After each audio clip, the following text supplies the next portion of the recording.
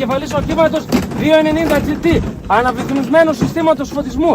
Το αναβαθμισμένο σύστημα περιλαμβάνει την αντικατάσταση του συνόλου των φωτιστικών σωμάτων. Δεξιά σας βλέπετε το όχημα που χρησιμοποιούμε σήμερα, αριστερά σας το αναβαθμισμένο όχημα. Και ο πατέρας εδώ. Κύριο μου, σας βλέπω. Καλά, καιρός δυνατός. Λοιπόν, εδώ κάναμε γενική αναβάθμιση. Το θέμα είναι ότι έχουμε εξοικονόμηση στο όχημα 75% στην ενέργειά του.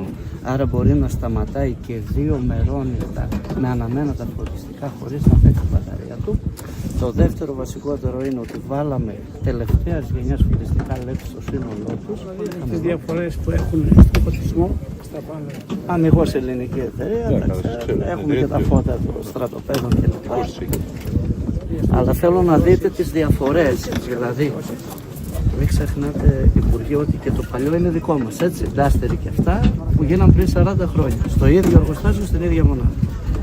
Και τα συσκότησες, τώρα έχουν μπει τα αναβαθμισμένα, τα νυχτός, τα φλάς εδώ αναβαθμισμένα, το φωτιστικό του, το οποίο έχει 4 σκάλες, εκείνο, δηλαδή έχει και η διαφορά, κύριε Υπουργέ. εδώ φαίνεται η διαφορά της απόδοσης. Είναι η μεγαλύτερη διαφορά.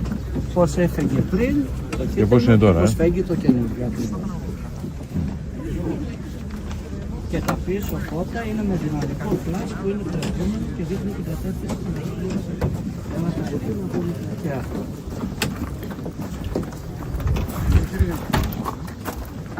Και εσωτερικά ο φωτισμός. Ο φωτισμός με τάτσι, μπλαφονιέρες πάνω, φυτές το. Και εδώ. Όχι, όχι, αυτά τα έχουν φρεσκάρει τα παιδιά.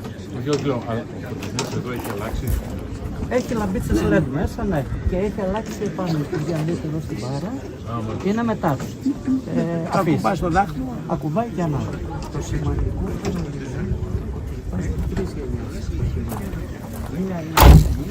Κοιτάξτε τώρα, γιατί ο αναβάθμιση μιλάμε και στο look του φωτισμού. Εκείνο είναι το παλιό, έτσι, δεν το συζητάμε. Έχουν φύγει.